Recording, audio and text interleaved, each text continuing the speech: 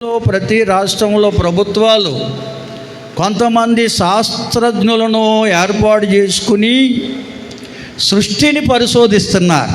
హల్లెలూయా.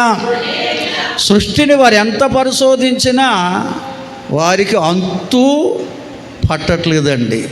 ఎన్ని పరిశోధనలో కోట్లాది రూపాయలు వెచ్చిస్తున్నారు ప్రతి దేశంలో ఉన్న అధికారులు. అందుకని ప్రసంగిలో రాశాడు, 3వ అధ్యాయంలో ఉంటుంది చూడండి, ప్రసంగి 3:11 జ్ఞానిని సొలొమోను చెప్తాడు. చదువుతారా మీ బైబిల్లో ఉంటే? 3:11 ప్రసంగి. దేని కాలమునందు అది చక్కగా ఉండునట్లు సమస్తమును ఆయన నియమించి ఉన్నాడు.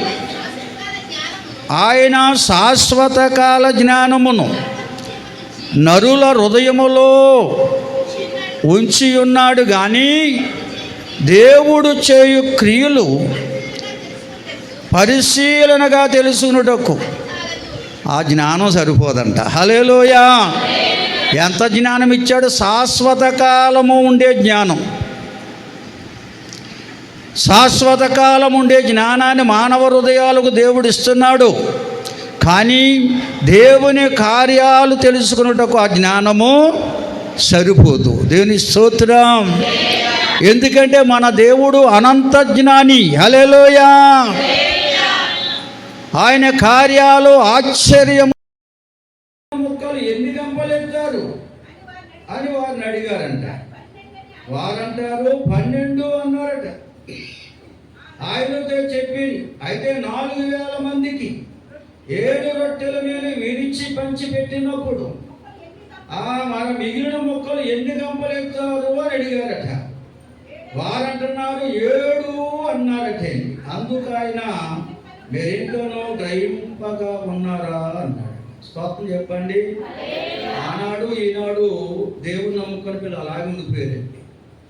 యేసు ప్రభుతో తిరిగిన వారే, యేసు ప్రభు చేసిన అద్భుత కార్యాలు, ఆశ్చర్య కార్యాలు ఎన్నో వారు చూసిన వారే, అనుభవించిన వారే. కానీ యేసు ప్రభుతో కలిసి ఓ నదిలో ప్రయాణం చేస్తూ, ఓ పడవలో ఉండి ప్రయాణం చేస్తూ అద్దరికి వెళుతున్నారంట వారు. యేసయ్య వారితోనే ఉన్నాడు. అయితే ఆయన శిష్యులు ఆలోచించి గుసగుసలాడుతున్నారట. అయ్యో, మనం ప్రయాణం వెళుతున్నాం, రొట్టెలు తెచ్చుకోవడం మర్చిపోయాం. వీరికి ఎప్పుడు తిండి ధ్యాసే. ఇప్పుడు క్రైస్తవులు అలాగైపోయారు. స్తోత్రం చెల్లించి నలుగురు రొట్టెలు తెచ్చుకోవడం మర్చిపోయాం. మధ్యలో ఆకలి అయితే ఎలా చేయాలి? ఒకే రొట్టె ఉంది ఒకరి దగ్గర, ఇంతమందికి సరిపోదు కదా అని వారిలో వారు చెప్పుకుంటూ సనుక్కుంటున్నారట. హృదయంలో తలపు పట్టకము తెలిగిన దేవుడు మన దేవుడు. హల్లెలూయా. ఆయన వెంటనే అంటున్నాడు, చూచుకోండి, మీలో పరిసయ్యుల పులిపిండి ఉందేమో, హేరోదీయుల పులిపిండి ఉందేమో చూసుకోండి అన్నారట. అది అర్థం కాలేదు. అయ్యో, మన దగ్గర రొట్టె లేవే అంటూ చదువుకున్నారండి. ఇంకా ప్రభుకి కోపం వచ్చింది. మీరు గ్రహింపకుండా ఉన్నారా? విన్నారు కదా, చూచారు కదా, ఇంకా గ్రహింపకుండా ఉన్నారా? వివేచన లేదా మీకు? నేను 5,000 మందికి అనగా 5 రొట్టెలను విరిచి పంచిపెట్టినప్పుడు అనేక మంది తినగా మిగిలిన ముక్కలు ఎన్ని గంపలెత్తారో చెప్పండి. మీరే కదా గంపలెత్తిన వాళ్ళు అన్నాడంట. 12 గంపలు అన్నారట. అది గుర్తుంది. స్తోత్రం చెల్లించండి. 7,000 మందికి 7 రొట్టెలు విడిచి పంచిపెట్టినప్పుడు మిగిలిన ముక్కలు ఎన్ని గంపలు ఎత్తారు అని అడిగాడంట. ఎన్ని గంపలు ఎత్తారు అన్నారు వాళ్ళు? 7 గంపలు. ఈ మాత్రం గుర్తున్నాయి. స్తోత్రం చెల్లించండి. ఇన్ని అద్భుతాలు. 5 రొట్టెలు 2 చేపలను 5,000 మంది స్త్రీలు రాశాడు అక్కడ. పురుషులు ఇంకా పిల్లల సంఖ్య రాయలేదు అక్కడ. స్తోత్రం చెల్లించండి. అంత విస్తారమైన జనాంగం 5 రొట్టెలు 2 చేపలను యేసయ్య ఆశీర్వదించి విరిచి వారికి ఇస్తే వారు పంచిపెట్టగా మిగిలిన ముక్కలన్నీ 12 గంపలట్టేది. 5 రొట్టెలు 2 చేపలు ఇచ్చినోడు ఎవరు? ఒక చిన్న బాలుడు.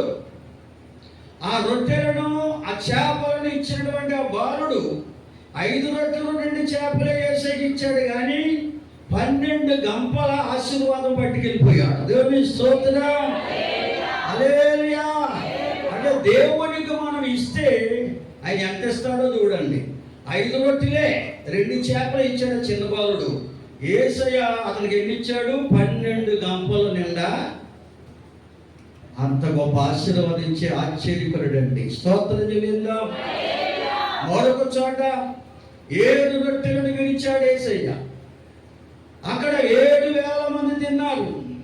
ఇంకా మిగిలిన ముక్కలు 7 గంపలు ఇచ్చారు. 7 రొట్టెలు ఇచ్చినోడు 7 గంపలు అట్టుకెళ్ళాడు.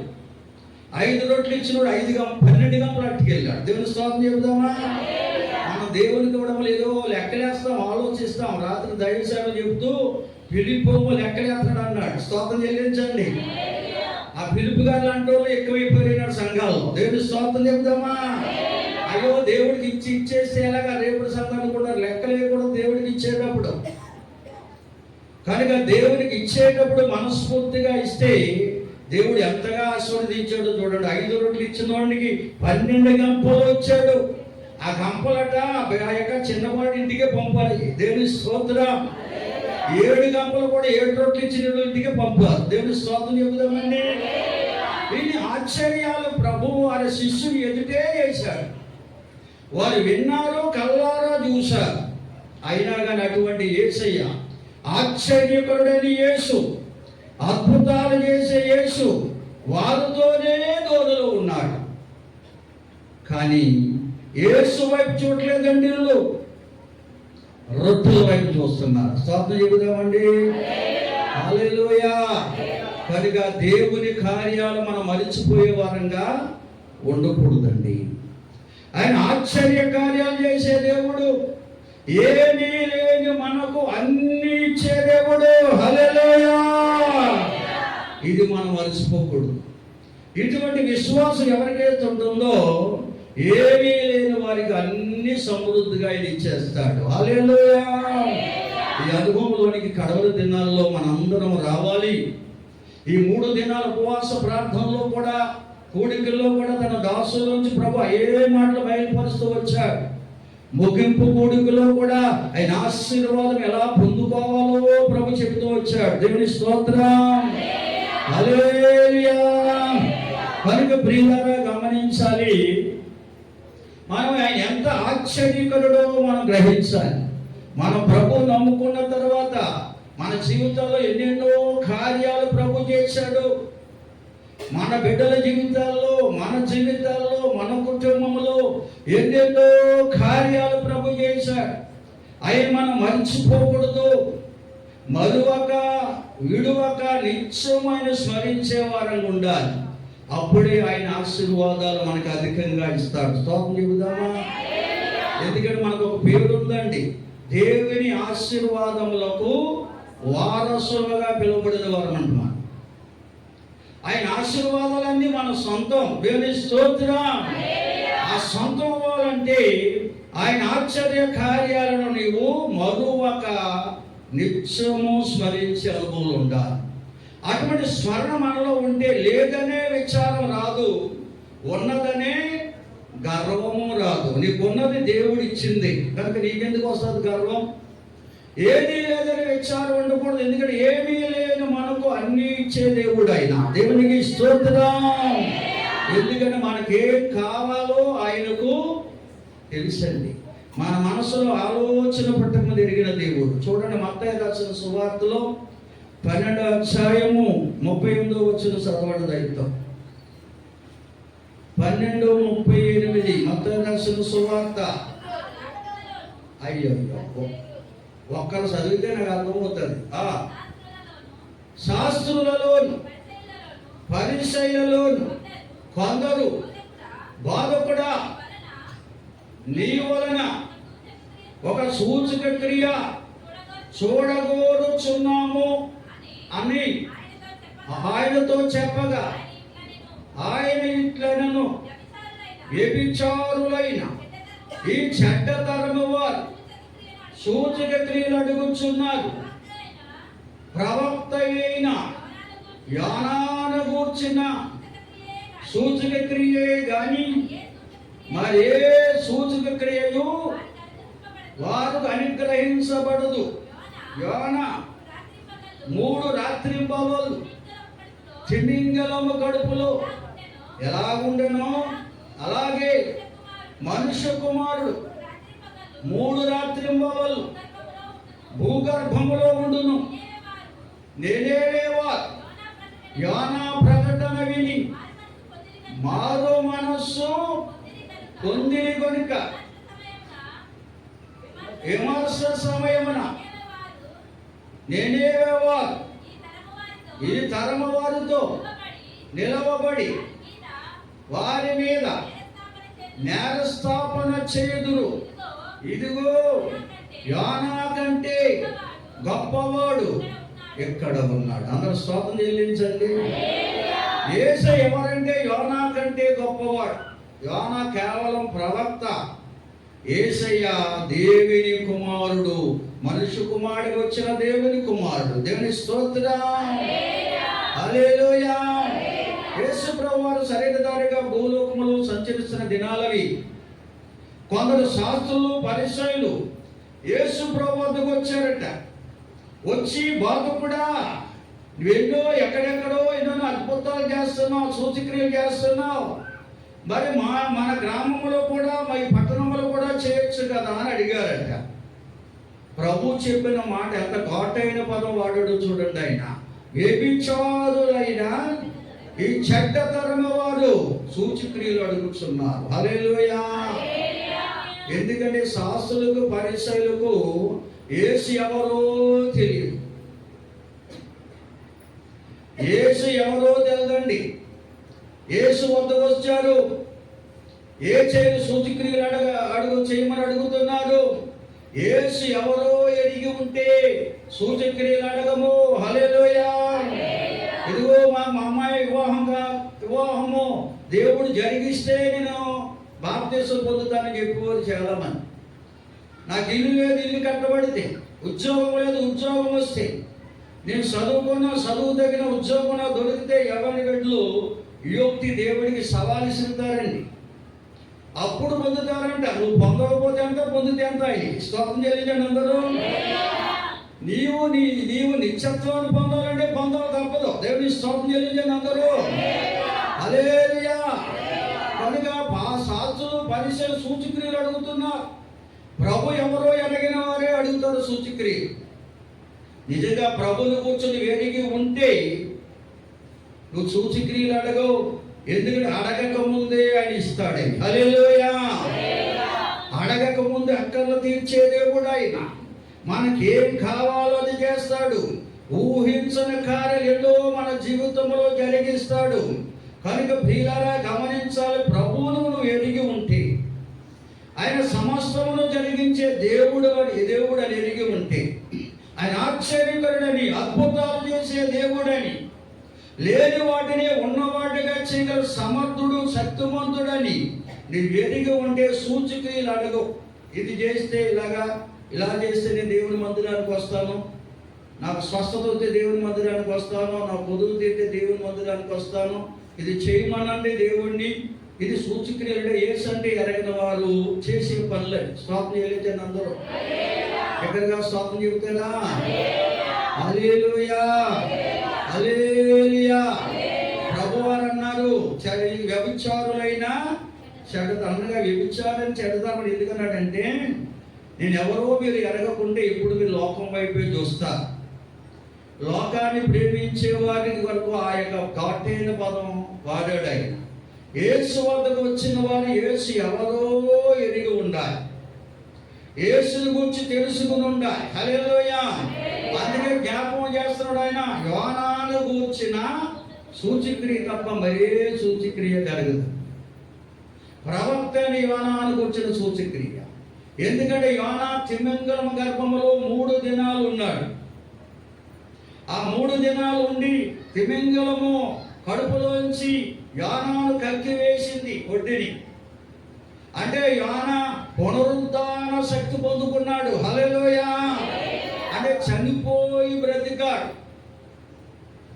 అటువంటి పునరుద్ధాన శక్తి పొందుకున్నటువంటి ప్రవక్త యోనా చెప్పిన మాటలు 3 దినాల ప్రయాణమంత విస్తారమైన నినెవే పట్టణంలో ఒక దిన ప్రయాణం చేసి దేవుడు చెప్పమన్న మాటలు చెప్పాడంట యోనా. హల్లెలూయా. ఆ మాటల్లో పునరుద్ధాన శక్తి ఉంది. ఆ పునరుద్ధాన శక్తి నినెవే పట్టణ రాజు నుండి సామంతుల వరకు, చిన్న వృద్ధుల నుండి చిన్న పిల్లల వరకు కూడా మార్పు పొందేశారు. స్తోత్రం చెబుదామా? దైవ వైభవాల్లోకి వచ్చింది. పశ్చాత్తాపముతో ప్రార్థన చేయడం ప్రారంభించారు. వారి పాపాలు ఒప్పుకున్నారు. విడిచిపెట్టి ప్రభుని వేడుకోవడం ప్రారంభించారు. చేయాలనుకున్న కీడు చేయక మేలు చేశాడు దేవుడు. దేవుని స్తోత్రం. కనుక యోనా చెప్పిన పునరుద్ధానంతో కూడిన మాటలు, యోనా మాటల్లో పునరుద్ధాన శక్తి ఉంది. మన యేసయ్యే పునరుద్ధానుడు. దేవుని స్తోత్రం. ఆయన 3 దినాలు భూగర్భంలో ఉండి సజీవుడై పునరుద్ధాన తిరిగి లేచిన దేవుడు. ఆయన పునరుద్ధానుడు. ఆయన మాటలో పునరుద్ధాన శక్తి ఉంది. హల్లెలూయా. నువ్వు ఆయన మాటలు నిజంగా వినే మనసు, గ్రహించే మనసు నీకుంటే, వినే చెవులు, గ్రహించే మనసు నీకుంటే చాలు, నువ్వు అద్భుతాలు చూస్తావు. హల్లెలూయా. అందుకే ప్రభువును నమ్ము ప్రతివారు నా మహిమను చూస్తారన్నాడు. నమ్ముట నీ వాళ్ళైతే నమ్ము ప్రతివారికి సాధ్యం అన్నాడండి. కనుక పునరుద్ధానుడైన యేసయ్య మాటలే మన జీవితంలో అద్భుతాలు చేస్తాయి. హల్లెలూయా. ఆశ్చర్య కార్యాలు జరిగిస్తాయండి. అటువంటి యేసయ్య మాటలు వినే చెవులు, గ్రహించే హృదయం నీకుంటే నీ జీవితంలో యేసయ్య అద్భుతాలు చేస్తాడు. హల్లెలూయా. నువ్వు ఊహించిన కార్యాలు ఎన్నో చేస్తాడు. కనుక ప్రియులారా, అటువంటి ఆశ్చర్యకరుడైన యేసయ్యను మనం కలిగి ఉన్నాం. ఆ యేసు మాటలతో మనం నింపబడి ఉండాలి. ఆయన మాటలు వినే చెవులు, గ్రహించే హృదయం మనకు ఉండే చాలండి, మన జీవితంలో అద్భుతాలు జరుగుతాయి. నమ్మిన వారు స్తోత్రం చెల్లిస్తారండి. హల్లెలూయా. హల్లెలూయా. చూడండి, కొరింథీ మొదటి పత్రిక 1వ అధ్యాయం 22వ వచనంలో కూడా దీన్ని జ్ఞాపకం చేస్తున్నాడు త్వరగా. కొరింథీ మొదటి పత్రిక 1వ అధ్యాయం 22వ వచనం. యూదులేమో సూచక్రియలు అడుగుతున్నారు, గ్రీసు దేశస్థులేమో జ్ఞానములు వెతుకుతున్నారు. అయితే మేమేమో సిలువ వేయబడిన క్రీస్తును ప్రకటించుచున్నాం. అది యూదులకు ఆటంకముగాను, అన్యజనులకు వెర్రితనముగాను ఉన్నది. కానీ యూదులకేమి, గ్రీసు దేశస్థులకేమి, పిలువబడిన వారికి క్రీస్తు దేవుని శక్తియు దేవుని జ్ఞానమునైనాడు. దేవునికి స్తోత్రం. ఆనాడు యూదులు అంటే దేవుని ప్రజలు, ఈనాడు క్రైస్తవులు అంటే దేవుని ప్రజలు. క్రీస్తు పూర్వం దేవుని ప్రజలను ఇశ్రాయేలులని, యూదులని చెప్పేవారు. కనుక ప్రియులారా, ఆనాడు దేవుడు నమ్ముకున్న బిడ్డలు ఆనాడు ఈనాడు కూడా సూచక్రియలు అడుగుతున్నారండి. నువ్వు సూచక్రియ అడిగావంటే నువ్వు యేసు అంటే ఎవరో నీకు తెలియదు అన్నమాట. యేసు ప్రభు నమ్ముకున్నావు, యేసు ప్రభు బిడ్డలని చెప్పుకుంటున్నావు, చెప్పుకుని కూడా నువ్వు సూచక్రియలు అడుగుతుంటే, నా అప్పులు తీరిపోతే, నా సమస్యలు తీరిపోతే, నా రోగం తొలగిపోతే, నా బిడ్డ వివాహం అయితే, నా బిడ్డకు బిడ్డలు పుడితే, ఇవన్నీ కూడా మీరు అడిగే సూచక్రియలే. స్తోత్రం చెల్లించండి అందరూ. ఎప్పుడు ఏం చేయాలో యేసయ్యకు తెలుసు. హల్లెలూయా. ఈ బిడ్డలకు పిల్లల్ని ఎప్పుడు ఇవ్వాలో యేసయ్యకు తెలుసు. ప్రతిదానికి ఒక సమయం ఉంది. దేవునికి స్తోత్రం. ఓపికతో కనిపెట్టాలి. ఆయన ఆశ్చర్యకార్యములు చేసే దేవుడు, వైద్యులు కూడా అంతుపట్టని అద్భుతాలు చేసే దేవుడు. వైద్యులు కాదంటే యేసయ్య అవునంటాడు. హల్లెలూయా. కనుక నా బిడ్డలకు బిడ్డల్ని ఇస్తాడని విశ్వాసం నీలో ఉంటే చాలు, ఆయన నీ బిడ్డల పట్ల గొప్ప కార్యాలు జరిగిస్తాడు. హల్లెలూయా. అంతేగాని నా బిడ్డలకు బిడ్డల్ని ఇస్తే మందిరానికి వస్తాను, నా బిడ్డలను ఇస్తే నేను రక్షణ పొందుకుంటాను, అదేమి వేసేకి అక్కర్లేదు, నీవు అక్కర్లేదు అసలు. స్తోత్రం చెల్లించండి అందరూ. హల్లెలూయా, హల్లెలూయా. నీవు బాప్తిసం పొందితే యేసుకి ఏదో ఒరుకు పడిపోదండి, ఆయన ఆనందిస్తాడు నేను చూసి, అంతే. హల్లెలూయా. కాబట్టి ప్రియులారా, ఇవాళ చాలా మంది యేసు అంటే ఎవరేమో ఎరగని స్థితిలో ఉన్నారు.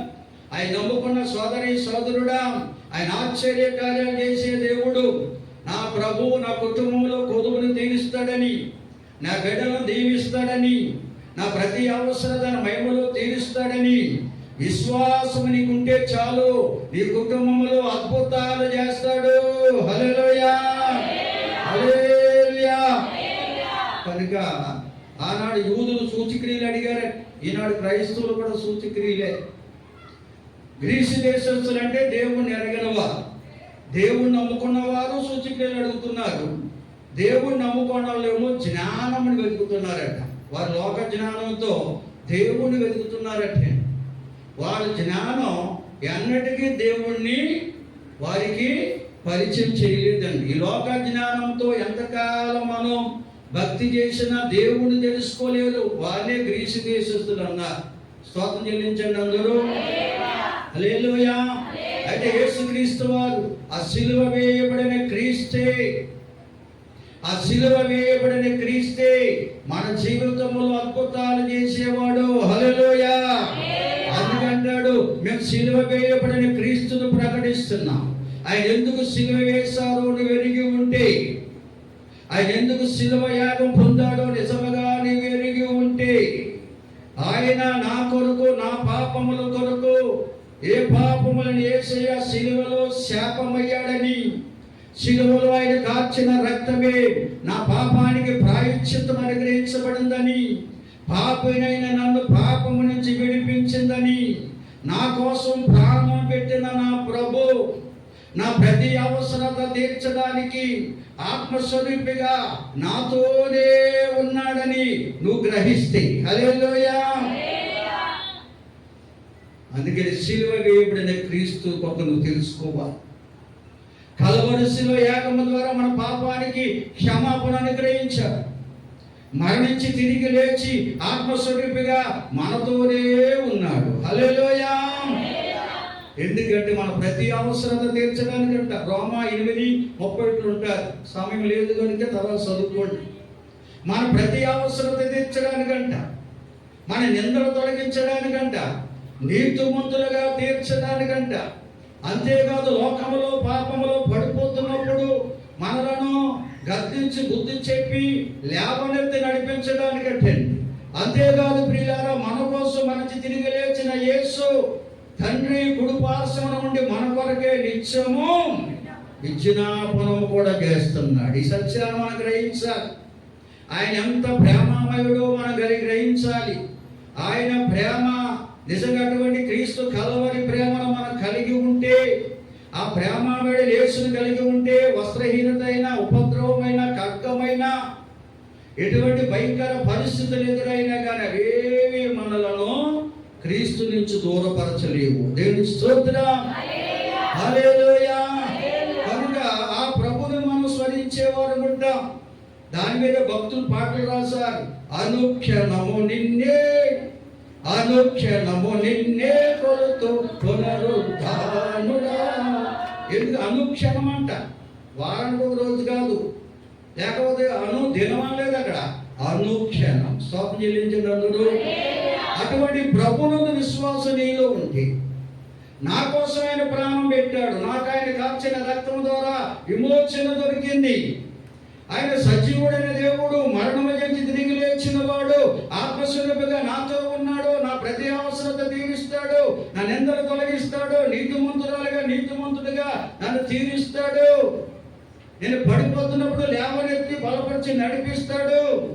అంతేకాదు, నా కోసం నిత్యము తండ్రికి విజ్ఞాపన చేస్తున్నాడని విశ్వాసం నిజంగా మనలో ఉంటే, మనము సిలువ వేయబడిన క్రీస్తుని ఎరిగిన వారమై ఉంటాం. దేవుని స్తోత్రం. సిలువ వేయబడిన క్రీస్తుని ఎరిగిన వారమై ఉంటాం. అదే మనకి దేవుని శక్తి, దేవుని జ్ఞానమై ఉన్నదండి. హల్లెలూయా. ఎవరైతే దేవుని శక్తిని, దేవుని జ్ఞానమును పొందుకున్నారో వారే నిజమైన దేవుని పిల్లలు. వారి కోసమే ప్రభు కలవరి శిలువకు తను అప్పగించుకునే రాత్రి ఒక బల్లను సిద్ధపరిచారు. ఇదిగో నా శరీరము నలగొట్టబడటము ద్వారా మీకు జీవాహారముగా నా శరీరమును మీకు జీవాహారం ఇవ్వబోతున్నాను. నేను చిందించిన రక్తం క్రొత్త నిబంధన పాత్రగా మీకు నేను అనుగ్రహించబోతున్నానని ప్రభు ఆయన శిలువ నిర్గమానికి వెళ్ళక ముందే శిష్యులతో చెప్పా. హల్లెలూయా. చదవండి ఆ మాట. యోహాను సువార్త 6వ అధ్యాయం 47 నుంచి 51 వరకు. యోహాను సువార్త 6వ అధ్యాయం 47 నుంచి 51 వరకు. విశ్వసించిన వాడే నిత్య జీవము గలవాడు. జీవాహారము నేనే. మీ పితరులు అరణ్యములో మన్నాను తిని చనిపోయారు. దీనిని తినివాడు చావకుండునట్లు పరలోకము దిగి వచ్చిన ఆహారం ఇదే. పరలోకం దిగి వచ్చిన జీవాహారము నేనే. ఎవడైనను ఈ ఆహారము భుజిస్తే వాడు ఎల్లప్పుడూ జీవిస్తాడు. మరియు నేనిచ్చు ఆహారం లోకమునకు జీవమునిచ్చుటకు కొరకైనా నా శరీరమే అని మీతో నిశ్చయముగా చెప్పుచున్నా. స్తోత్రం చెల్లించండి అందరూ. విశ్వసించిన వారే నిత్య జీవం గల. ఏది విశ్వాసం? ఆయన శిలువ వేయబడిన క్రీస్తు యేసును ఎరిగి ఉంటే. ఎందుకోసం శిలువ వేయబడ్డాడు? కల్వరి శిలువ యాగము ద్వారా మానవాళికి ఏ విధంగా రక్షణ వాక్యాన్ని ఇచ్చారు. మరణించి తిరిగి లేచి ఆయా మానవాళికి జీవాన్ని ఇచ్చి నడిపించనిచ్చి జీవానికి వారసులు చేయడం కొరకు ఆయన ఆత్మస్వరూపిగా ఈ లోకములో ఏ విధంగా సంచరిస్తున్నాడో నీవు ఎరిగి ఉంటే, విశ్వాసం ఉంచితే హల్లెలూయా నువ్వు నిత్య జీవాన్ని పొందుకుంటావు. అదే ప్రభు చెప్తున్నాడు. ఇదిగో పితరులు అనగా క్రీస్తు పూర్వం దేవుని ప్రజలు ఇశ్రాయేలీయులు మన్నాను తిన్నారు. దేవదూతలు భుజించే ఆహారం ఆకాశం నుంచి దేవుడు కురిపిస్తే తిన్నారు. కానీ అది తిన్నవారు మరణించారు. అంటే దేవునితో జీవించలేకపోయా. అయితే నేనిచ్చే ఆహారం నిత్య జీవానికైనా జీవాహారం ఇది. ఇదిగో నా శరీరమును తిని నా రక్తమును త్రాగితే నిత్యము విని జీవిస్తా. అంటే అర్థమేంటి? మనం చనిపోమని కాదండి, నిత్యము దేవుని కొరకే జీవిస్తాం. హల్లెలూయా. దేవునితోనే జీవిస్తాం. దేవుని స్తోత్రం చెబుదామండి. దేవుని కొరకే దేవునితోనే జీవించాలి మనకుంటే ఆయనను గురించి ప్రతి క్షణము స్మరించుకుంటూనే ఉంటామండి. ఆయన మనతో ఉంటే. హల్లెలూయా, హల్లెలూయా. అటువంటి అనుభవాన్ని మనం పొందడం కొరకే ప్రభువారు ఆనాడే ఈ బల్లను సిద్ధపరిచారు. ఆయన శరీరమును జీవాహారముగా, ఆయన రక్తమును కొత్త నిబంధన పాత్రగా, ఆయన బిడ్డలైన వారు కొరకు అనగా ఆయనను అంగీకరించిన వారు ఆయన శక్తిని ఆయన చే జ్ఞానాన్ని పొందుకొని ఎవరైతే జీవిస్తారో వారి కోసం ఈ ఆహారాన్ని ఆయన సిద్ధపరిచారు. ఎందుకంటే ఈ యొక్క ఆయన శరీరము తిని రక్తము తాగేవాడు ఆయనను స్మరించకుండా ఉండలేరు. ఆయనతో ఉంటారు, ఆయన కొరకే జీవిస్తారు. అటువంటి అనుభవం మనందరికి ఇవ్వడం కొరకే ఈ బల్లను ఆ ప్రభువైన యేసుక్రీస్తు వారు 2024 సంవత్సరాల క్రితమే కల్వరి నిర్గమానికి వెళ్ళక ముందే శిష్యులకు బోధించారు. ఈనాడు మనకి బల్లను ఆ దేవదేవుడు సిద్ధపరిచాడు. దేవుని స్తోత్రం. కనుక నేను ఆ కల్వరి అనగా శిలువ వేయుడని క్రీస్తును ఎరిగిన వాడని ఎరిగిన దానిని ఎరిగి ఉంటే నువ్వు దేవుని శక్తితో నింపబడతావు, దైవ జ్ఞానాన్ని పొందుకుంటావు. అప్పుడే దేవుని కుమారుడిగా కుమార్తెగా దేవుని దృష్టిలో నువ్వు పిలువబడతావు. అటువంటి వారి కోసమే ఈ బల్ల ఆరాధన. ఈ బల్లలో పాలు పొందుతున్న వారందరూ కూడా నిత్యం ఆయనతో ఆయన కొరకు జీవిస్తూ నిత్య జీవాన్ని పొందుకోవడానికి దేవదేవుడు నాకు అనుగ్రహించారు. అది నువ్వు గ్రహించినట్లయితే ఉన్నపాటిని ఉన్న చోటిని మోకరించి నువ్వు ప్రభుని ఎరిగిన బిడ్డవైతే శిలువ వేయబడిన క్రీస్తును నిజముగా నువ్వు ఎరిగి ఉంటే ఆయన కలిగి జీవించాలని ఆయన కొరకే, ఆయనతోనే జీవించాలనే సమర్పణ నీలోకి వస్తుంది. వారే దేవుని పిల్లలు. వారి కొరకే ఈ బల్లను ఆనాడే ఆయన సిద్ధపరిచాడు. కొరింథీ మొదటి పత్రిక 11:23 నుంచి అక్కడ పౌలు భక్తుడు సంఘానికి చెప్తున్న మాటలు ఉన్నాయి. దయతో ఒకరు ఎవరైనా ప్రేరేపణ గలవారంటే లేచి నిలబడి ఈ వాక్యాన్ని చదివితే ప్రార్థన చేయడం జరుగుతుంది. కొరింథీ మొదటి పత్రిక 11:23 నుంచి దయతో అందరూ మోకరించాలి. ఈ బలలో నేను పాలు పొంది అర్హత నాకు ఉంది. శిలువ వేయబడిన క్రీస్తు నేను అంగీకరించాను. ఆయన శక్తి, ఆయన జ్ఞానంతో నింపబడ్డాను. ఆయన కొరకే, ఆయనతోనే నా జీవితం. నిత్యం ఆయన నామస్మరణ కలిగి ఉద్యోగములు ఉన్నా, ప్రయాణంలో ఉన్నా, చదువులో ఉన్నా, ఏ వృత్తిని కలిగి ఉన్నా, ఆయన నామస్మరణ కలిగి ఉన్నా, నేను దేవుని బిడ్డను, నాకు అధికారం ఉందని నిజంగా నువ్వు తలస్తే నీకు నీవుగా మోకరించి ప్రభు సన్నిధిలో ఒకవేళ అటువంటి అనుభవం నీలో లేకపోతే ప్రభుకు అప్పగించుకుని పశ్చాత్తాపంతో ప్రార్థన చేయి.